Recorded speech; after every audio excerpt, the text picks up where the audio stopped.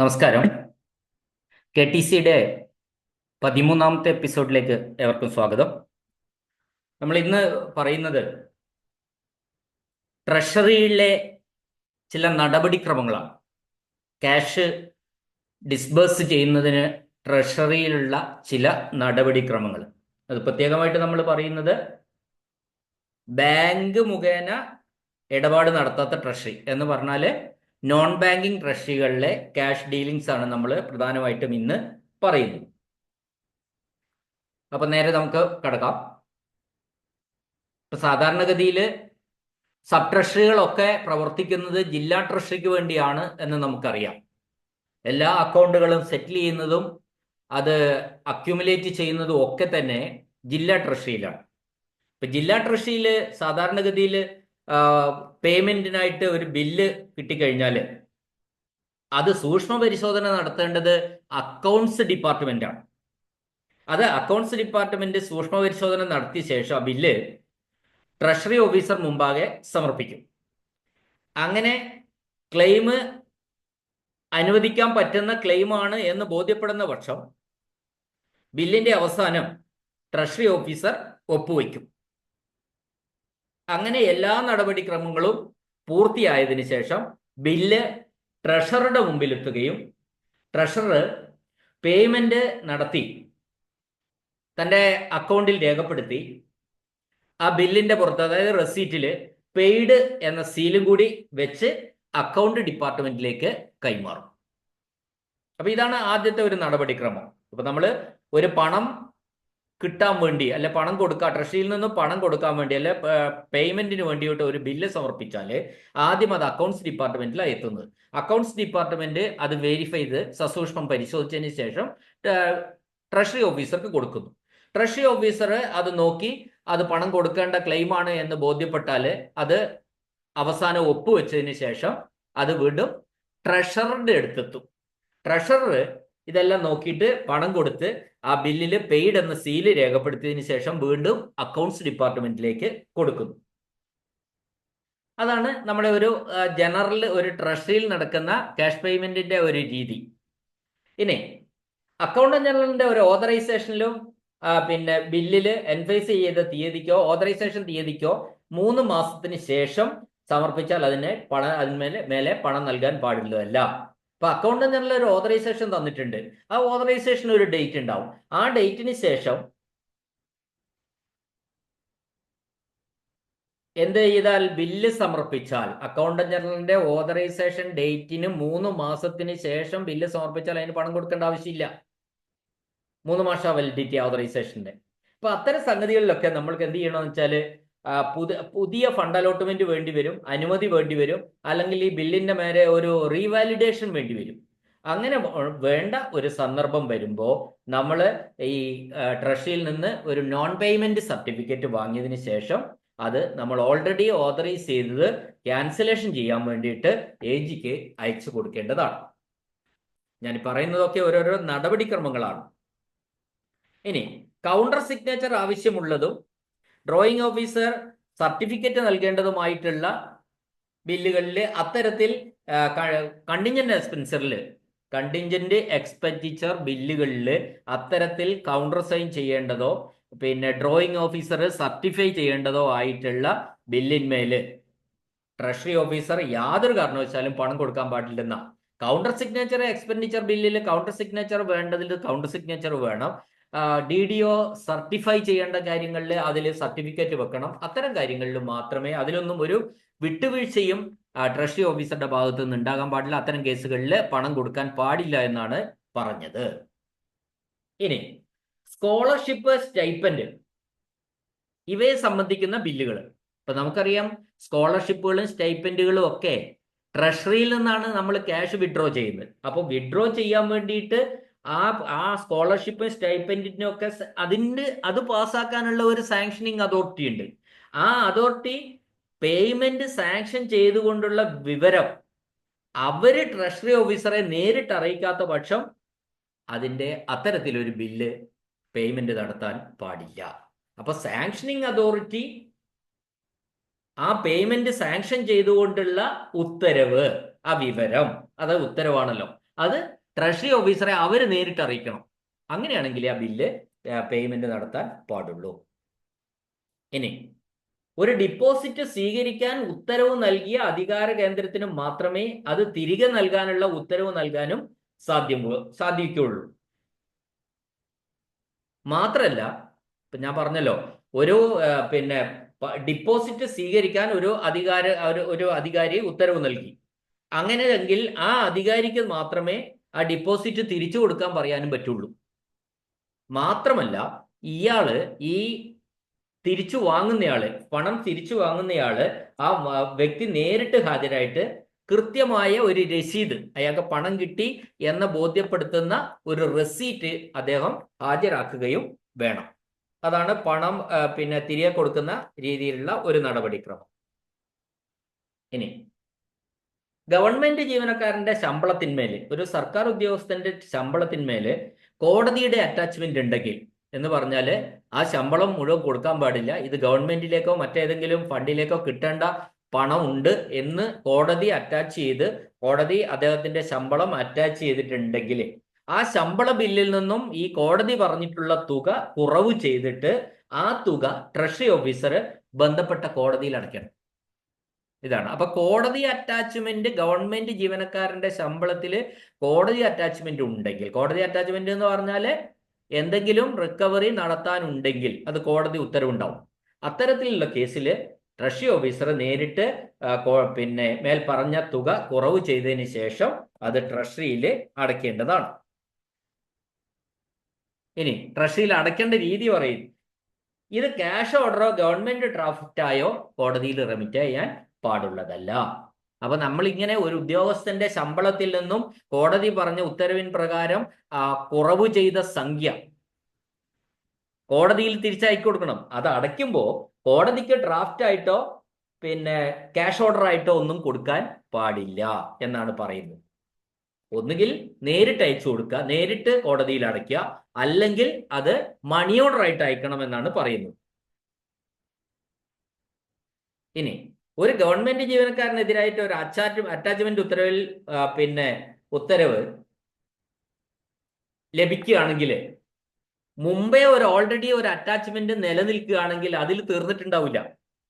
കോടതിയിൽ ആദ്യം ഒരു അറ്റാച്ച്മെന്റ് ഒരു ഉദ്യോഗസ്ഥനെതിരെ ഉണ്ടായിരുന്നു, അതിപ്പോ റിക്കവറി നടന്നുകൊണ്ടേ ഇരിക്കുകയാണെങ്കിൽ, പുതിയ അറ്റാച്ച്മെന്റ് ഉത്തരവ് വന്നിട്ടുണ്ടെങ്കിൽ ആ തുക കൂടി അറ്റാച്ച് ചെയ്യുമ്പോൾ അത് നിർണയിക്കുന്ന പരിധിയേക്കാൾ കൂടുതലാവരുത്.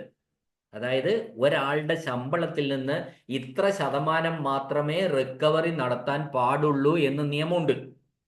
ബാക്കി അയാൾക്ക് ജീവിക്കാനുള്ള പൈസ വേണം. അപ്പൊ മുഴുവൻ പൈസയും ശമ്പളം മുഴുവൻ പിടിച്ചു കൊടുത്തിട്ടുള്ള ഒരു അറ്റാച്ച്മെന്റ് നടക്കുന്നതല്ല.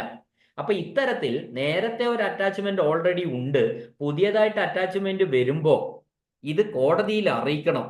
നിലവിലുള്ള അറ്റാച്ച്മെന്റിന്റെ വിശദാംശങ്ങൾ എത്രയാണ്, കോടതിയിലെ അടയ്ക്കുന്ന തുക നിലവിൽ എത്രയാണ്, അയാൾക്ക് പരമാവധി എത്ര വരെ അയാളുടെ ശമ്പളത്തിൽ നിന്നും പിടിക്കാൻ പാടുള്ളൂ, മറ്റത് നേരത്തെ ഉണ്ടായിരുന്ന അറ്റാച്ച്മെന്റ് എന്ന് തീരും, ഇത് ഇയാൾക്ക് എത്ര തുക ബാക്കി കിട്ടുന്നുണ്ട്, എത്ര രൂപ പരമാവധി അറ്റാച്ച് ചെയ്യാം, ഇത്തരം വിവരങ്ങൾക്ക് കാണിച്ചുകൊണ്ട് ട്രഷറി ഓഫീസർ ബന്ധപ്പെട്ട കോടതിക്ക് ഒരു സ്റ്റേറ്റ്മെന്റ് നൽകണം. എന്നാൽ മാത്രമല്ലേ ശരിയാവുള്ളൂ, അല്ലെ കോടതി അലക്ഷ്യായി പോവത്. ഇപ്പൊ കോടതി അറ്റാച്ച്മെന്റ് ഉള്ള ഗവൺമെന്റ് ഉദ്യോഗസ്ഥന് കാര്യമാണ് പറഞ്ഞത്. അത് നേരത്തെ പല കേസുകൾ, ചില ഗവൺമെന്റ് ഉദ്യോഗസ്ഥരെ സംബന്ധിച്ചിടത്തോളം പല കേസുകൾ ഉണ്ടാവും. അപ്പൊ ഓൾറെഡി നേരത്തെ ഉണ്ടായിരുന്ന ഒരു കേസിൽ അറ്റാച്ച്മെന്റ് വന്നു, ആ തുക അടച്ചുകൊണ്ടേയിരിക്കുകയാണ്, അത് തീർന്നിട്ടില്ല, അതിനുശേഷം പുതിയൊരു അറ്റാച്ച്മെന്റ് വന്നു, ആ വരുമ്പോൾ ഉണ്ടാവുന്ന സംഗതികളാണ് ഞാൻ പറഞ്ഞത്. അത്തരം കേസുകളിൽ ഇത് നിർബന്ധമായിട്ടും ആ കോടതിക്ക് ഈ കാര്യങ്ങളെല്ലാം വെച്ചുകൊണ്ടുള്ള ഒരു സ്റ്റേറ്റ്മെന്റ് നൽകണം. ഇനി കോടതിയിൽ പൈസ അടയ്ക്കുന്നത് എങ്ങനെയെന്നാ പറഞ്ഞത്. ഹെഡ് ക്വാർട്ടേഴ്സിലാണെങ്കിൽ, ട്രഷറി സ്ഥിതി ചെയ്യുന്ന ഹെഡ് ക്വാർട്ടേഴ്സിൽ തന്നെയാണ് കോടതിയെങ്കിലും ആ പരിധിക്കുള്ളിലാണെങ്കിൽ അവിടെ നേരിട്ട് പണം അടയ്ക്കാം. അല്ലാത്ത പക്ഷം മണി ഓർഡർ മുഖേന അടിയന്തരമായിട്ട് അതത് കോടതിയിൽ അടയ്ക്കേണ്ടതാണ്. ഇനി ചില ഒരു ഉദ്യോഗസ്ഥന് അറ്റാച്ച്മെന്റ് ഉത്തരവുള്ളത് കൊണ്ട് ബില്ല് ബോധപൂർവം കൊടുക്കാതിരിക്കുന്ന രീതിയൊക്കെ ഉണ്ട്. അങ്ങനെ വന്നാൽ, അതായത് ഒരാളുടെ അടുത്ത് നിന്ന് ശമ്പളം റിക്കവറി ഉണ്ട്. അങ്ങനെ റിക്കവറി ഉണ്ടെങ്കിൽ അയാളുടെ ശമ്പള ബില്ല് മാത്രം മാറ്റി വെച്ചുകൊണ്ട് ബാക്കി എല്ലാവരുടെയും ശമ്പളം ബില്ല് തയ്യാറാക്കുന്ന രീതിയൊക്കെ പലയിടത്തും നടക്കുന്നുണ്ട്. അത്തരം സംഭവം ഉണ്ടെങ്കിൽ, റിക്കവറി താമസിപ്പിക്കാൻ വേണ്ടിയിട്ടുള്ള ബോധപൂർവമായിട്ടുള്ള ഒരു ശ്രമം നടക്കുന്നുണ്ടെങ്കിൽ, ഓരോ മാസത്തെയും 3-ാമത്തെ പ്രവൃത്തി ദിവസം ബില്ല് ഹാജരാക്കാത്ത ജീവനക്കാരനെ സംബന്ധിച്ച വിവരം അയാളുടെ ശമ്പള ബില്ലുകൾ എഴുതുന്ന ഇമ്മീഡിയറ്റ് സുപ്പീരിയർ ഓഫീസറെ അറിയിക്കേണ്ടതെയും അദ്ദേഹം ആ ബില്ലിൽ നിന്നുള്ള പെർമിഷനോടുകൂടി ഈ ഗവൺമെന്റ് ഉദ്യോഗസ്ഥന്റെ ശമ്പള ബില്ല് തയ്യാറാക്കി വാങ്ങിക്കുകയും അതിൽ നിന്ന് റിക്കവറി നടത്തേണ്ടതുമാണ്.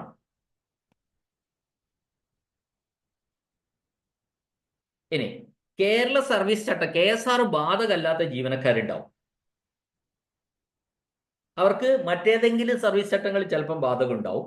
അത്തരത്തിലുള്ള പെൻഷനോ DCRGയോ അർഹതയില്ലാത്തതുമായിട്ടുള്ള ഗസറ്റ് ജീവനക്കാരുണ്ടാവും. MLA മാര്, വിവിധ കമ്മീഷനിലും കമ്മിറ്റിയിലും അംഗങ്ങള്, പുനർനിയമനം ലഭിച്ചിട്ടുള്ള പെൻഷനർമാർ തുടങ്ങിയവരുടെ അവസാന പേ, ലാസ്റ്റ് പേയും അലവൻസും KSR ബാധകമല്ലാത്തവര്, അവര് പിന്നെ DCRGയും പെൻഷനും ഇല്ലാത്തവര്, ഗസറ്റ് ഓഫീസർമാരുണ്ടാവും, അങ്ങനെയുള്ളവര്, MLA മാരുണ്ടാവും, വിവിധ കമ്മീഷനിലെ അംഗങ്ങളൊക്കെ ഉണ്ട്. അവരുടെ ലാസ്റ്റ് പേ, അലവൻസ് തുടങ്ങിയവ അക്കൗണ്ടന്റ് ജനറലിന്റെ പ്രീ ചെക്കിന് ശേഷം മാത്രമേ അനുവദിക്കാവൂ എന്നാണ് നിയമമുണ്ട്. അത്തരക്കാരുടെ അവസാന, അതായത് KSR ബാധകമല്ലാത്തവര്, പെൻഷനും ഗ്രാറ്റുവിറ്റിയും ഇല്ലാത്തവര് എന്നിവ, അത് MLA, ബാക്കിയുള്ള അങ്ങനെ കുറെ കാറ്റഗറി ഉണ്ട്. അവരുടെ ലാസ്റ്റ് പേ, അവസാന ശമ്പളം അലവൻസും അക്കൗണ്ടന്റ് ജനറലിന്റെ ചെക്ക് ചെയ്തതിന് പ്രീ ചെക്കിന് ശേഷം മാത്രമേ അനുവദിക്കാവൂ.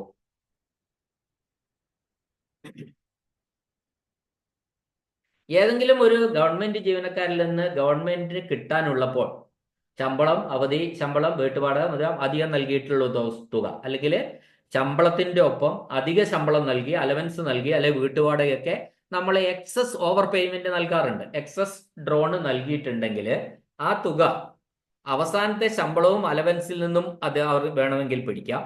അല്ലെങ്കിൽ അതിൽ നിന്ന് പിടിക്കാൻ മാത്രമല്ല, അതിൽ കൂടുതൽ തുകയുണ്ടെങ്കിൽ അതിൽ DCRGയിൽ നിന്ന് അവർക്ക് റിക്കവർ ചെയ്യാവുന്നതാണ്.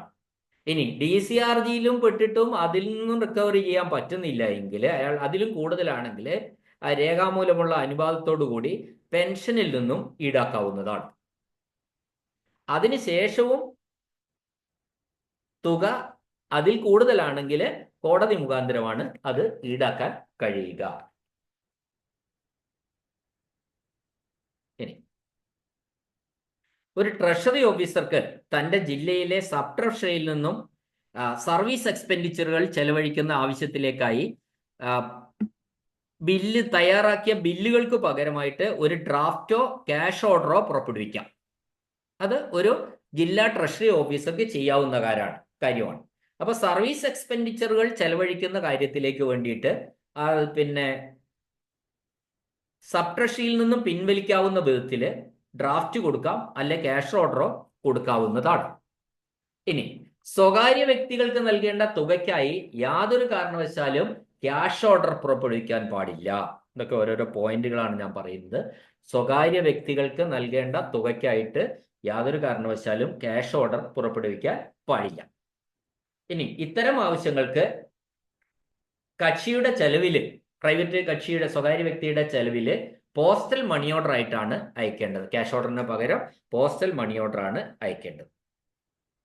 ഇനി ലാപ്സായ ക്യാഷ് ഓർഡറിന്മേലുള്ള പേയ്മെന്റിനെ പറ്റിയാണ് പറയുന്നത്. ഒരു ക്യാഷ് ഓർഡർ കാലഹരണപ്പെട്ടു, അതാണ് ലാപ്സ്ഡ് ക്യാഷ് ഓർഡർ എന്ന് പറയുന്നത്.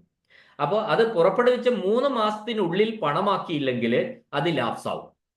എല്ലാം ഒരു 3 മാസം കണക്കാണ് മിക്കവാറും കാര്യങ്ങൾ. നമ്മൾ ചെക്ക്, പിന്നെ PD അക്കൗണ്ട് ചെക്ക്, അങ്ങനെ പിന്നെ AG ഓതറൈസേഷൻ, ഇതിനെല്ലാം അതിന്റെ ഒരു വാലിഡിറ്റി എന്ന് പറയുന്നത് 3 മാസമാണ്. അപ്പോൾ ഒരു ക്യാഷ് ഓർഡർ അത് പുറപ്പെടുവിച്ച് 3 മാസത്തിനുള്ളിൽ ക്യാഷ് ആക്കി മാറ്റിയില്ലെങ്കിൽ, പണമാക്കിയില്ലെങ്കിൽ അത് ലാപ്സ് ആവും. പിന്നീട് പേയ്മെന്റിനായി ക്ലെയിം ചെയ്യുകയാണെങ്കിൽ ലാപ്സായ ഓർഡർ ട്രഷറി ഓഫീസർക്ക് നേരിട്ട് സമർപ്പിക്കേണ്ടതും, ട്രഷറി ഓഫീസർ സെക്കൻഡ് പേയ്മെന്റ് ഒഴിവാക്കുന്നതിലേക്കായി ഫോറം TA 16 ലെഡ്ജറിൽ പ്രസക്തമായ വിവരങ്ങൾ രേഖപ്പെടുത്തിയതിനു ശേഷം ട്രഷറി ഓഫീസർ തന്നെ പേയ്മെന്റ് നൽകുന്നതാണ്. അപ്പൊ ലാപ്സ്ഡ് ക്യാഷ് ഓർഡർ വന്നു കഴിഞ്ഞാൽ 3 മാസത്തിന് ശേഷം ആ ക്യാഷ് ഓർഡർ പണമാക്കി മാറ്റിയില്ലെങ്കിൽ അത് ഓൾറെഡി ലാപ്സ്ഡ് ക്യാഷ് ഓർഡർ ആവും. അത്തരം കാര്യങ്ങളിൽ അത് ട്രഷറി ഓഫീസർക്ക് നേരിട്ട് സമർപ്പിച്ച് വേണം പിന്നീട് പേയ്മെന്റ് ലഭിക്കാൻ. ഇനി ഗവൺമെന്റ് ജീവനക്കാരല്ലാത്ത ഒരാള് ഗവൺമെന്റിൽ നൽകിയിട്ടുള്ള സേവനത്തിന്റെ ഫീസോ അല്ലെങ്കിൽ സപ്ലൈ ചെയ്തിട്ടുള്ള സാധനങ്ങളുടെ വിലയോ ക്ലെയിം ചെയ്താൽ ആ ബില്ല് ബന്ധപ്പെട്ട വകുപ്പ് മേധാവിയോ ഗവൺമെന്റ് ജീവനക്കാരനോ കൗണ്ടർ സൈൻ ചെയ്യുകയോ ഡ്രോൺ ചെയ്യുകയോ ചെയ്യാത്ത പക്ഷം അത് നിരസിക്കേണ്ടതാണ്. ഒരു ഗവൺമെന്റ് ജീവനക്കാരനല്ലാത്ത ഒരു വ്യക്തി അയാള് ഗവൺമെന്റിലേക്ക് നൽകിയിട്ടുള്ള ഒരു സർവീസിനോ അല്ലെങ്കിൽ സപ്ലൈ ചെയ്തിട്ടുള്ള ഏതെങ്കിലും സാധനത്തിന്റെയോ ഒരു ബില്ലുമായി വന്നാൽ ആ ബില്ല് ട്രഷറി ഓഫീസർ ക്യാഷ് കൊടുക്കാൻ പറ്റില്ല. കാരണം ആ ബില്ല് വകുപ്പ് മേധാവി, ആ കൊടുത്ത സർവീസ് കൊടുത്ത ആ വകുപ്പ് മേധാവി കൗണ്ടർ സൈൻ ചെയ്യണം. അല്ലെങ്കിൽ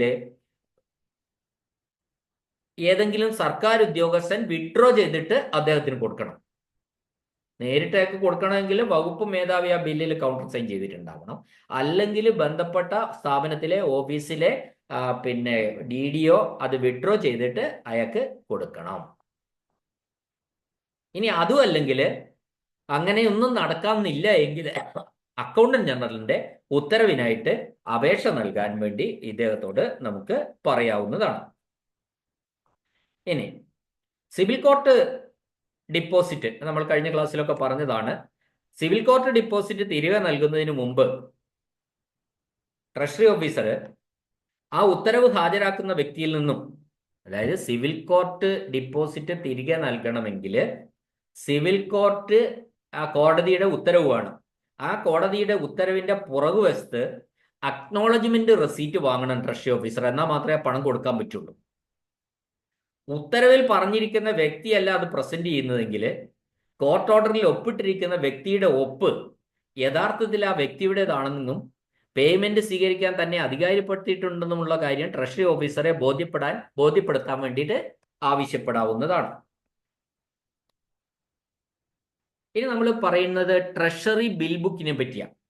ട്രഷറി ബിൽ ബുക്ക് യഥാർത്ഥത്തിൽ ഒരു 10-13 കോളങ്ങളുള്ള ഒരു ആയിരുന്നു. ചെറിയ നീണ്ട ഒരു ബുക്കായിരുന്നു. ഇന്ന് ട്രഷറി ബുക്ക് ഇല്ല, അത് ഇന്ന് അപ്രസക്തമായിരിക്കുകയാണ്. അപ്പൊ ഏതൊരു ബില്ലും സമർപ്പിക്കുന്ന സമയത്ത്, ട്രഷറിയിൽ ഒരു ബില്ല് സമർപ്പിക്കുന്ന സമയത്ത് ഓരോ സ്ഥാപനത്തിനും ഒരു ട്രഷറി ബിൽ ബുക്ക് ഉണ്ടായിരിക്കും.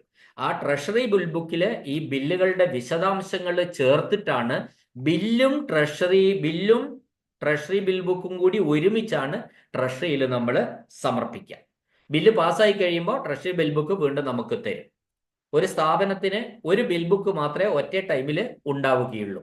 ഒരു സാമ്പത്തിക വർഷത്തേക്കായിരുന്നു ഈ ബിൽ ബുക്ക് ഉണ്ടാവുക. ആ ബിൽ ബുക്കിൽ ബിൽ നമ്പർ, ഏത് തരം ബില്ലാണ്, അതിലെ എമൗണ്ട് എത്രയാണ്, അതിന്റെ LIC എത്രയാണ്, അത് സിഗ്നേച്ചർ, DDOയുടെ സിഗ്നേച്ചർ വിത്ത് ഡേറ്റ്, പിന്നെ സാങ്ഷൻ ചെയ്ത് അങ്ങനെ ട്രഷറി ഓഫീസർ ഒപ്പിടേണ്ട കോളം, അങ്ങനെ കുറെ 10-13 കോളങ്ങളുള്ള ഒരു ബുക്കായിരുന്നു ട്രഷറി ബിൽ ബുക്ക്. അപ്പോൾ ഞാൻ ഇന്ന് ട്രഷറി ബിൽ ബുക്ക് ഉപയോഗിക്കുന്നില്ല. നേരിട്ട് ട്രഷറിയിലേക്ക് ബില്ലുകൾ സബ്മിറ്റ് ചെയ്യുന്ന സബ്മിറ്റേഷൻ വഴിയാണ്. എന്നാൽ പോലും അത്തരത്തിൽ ഏതെങ്കിലും ഡിപ്പാർട്ട്മെന്റുകൾ ഉണ്ടെങ്കിൽ ആ കാര്യം അറിയണമല്ലോ. അതുകൊണ്ട് നമ്മൾ ട്രഷറി ബിൽ ബുക്കിനെ പറ്റിയും ഉള്ള കാര്യങ്ങൾ നമ്മൾ ഇവിടെ പറയുന്നുണ്ട്.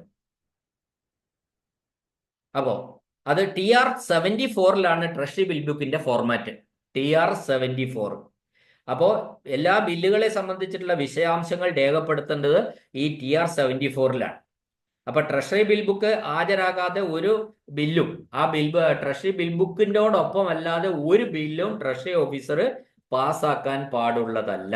ഇന്നല്ല, നേരത്തെയുള്ള കാര്യമാണ് പറയുന്നത്. ട്രഷറി ബിൽ ബുക്കുകൾ ഓരോ സ്ഥാപനത്തിനും ഒന്നെന്ന കണക്കില ഉണ്ടാവുക. പ്രത്യേക അക്കൗണ്ടുകൾ, ക്യാഷ് ബുക്ക് വെച്ചു പോരുന്ന എല്ലാ സ്ഥാപനങ്ങൾക്കും ബന്ധപ്പെട്ട ഓഫീസർ പിന്നെ ട്രഷറി ബിൽ ബുക്ക് കൈകാര്യം ചെയ്യേണ്ടതാണ്.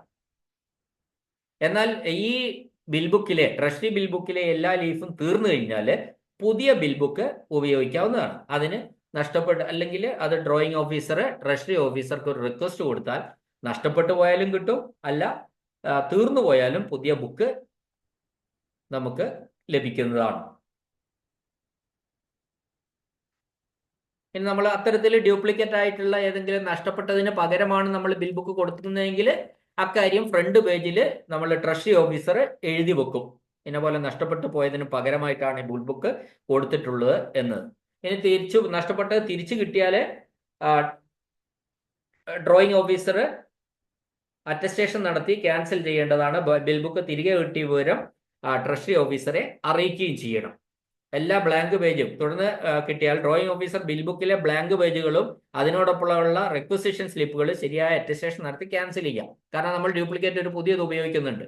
എന്നാൽ ഇത് കിട്ടി എന്നുള്ള വിവരം ട്രഷറി ഓഫീസറെ അറിയിക്കുകയും വേണം. ബ്ലാങ്ക് ബിൽ ബുക്കുകളുടെ stock cum issue register form 74B ട്രഷറികൾ വെച്ചു പോരേണ്ടതുണ്ട്. ഈ ബിൽ ബുക്ക് കൈകാര്യം ചെയ്യുന്ന കാലഘട്ടങ്ങളിലൊക്കെ തന്നെ ഇത് വളരെ ഇമ്പോർട്ടൻ്റ് ആയിട്ടുള്ള ഒരു രേഖയായിരുന്നു ബിൽ ബുക്ക്.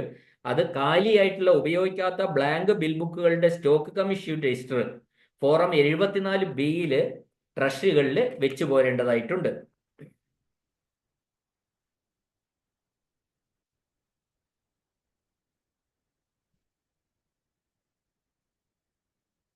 ഇനി ഫീസ്, ബോണസ്, കമ്മീഷൻ.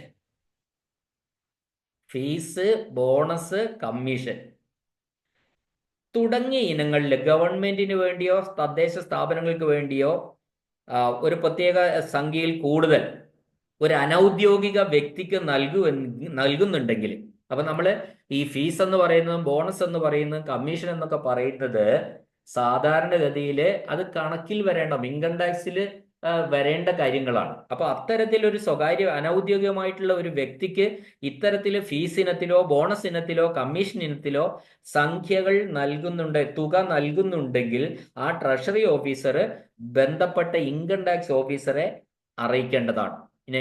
ഇദ്ദേഹത്തിന് ഇത്ര അയാളുടെ പാൻ നമ്പറുമായിട്ട് ഈ തുക അറ്റാച്ച് ചെയ്യേണ്ടതാണ്.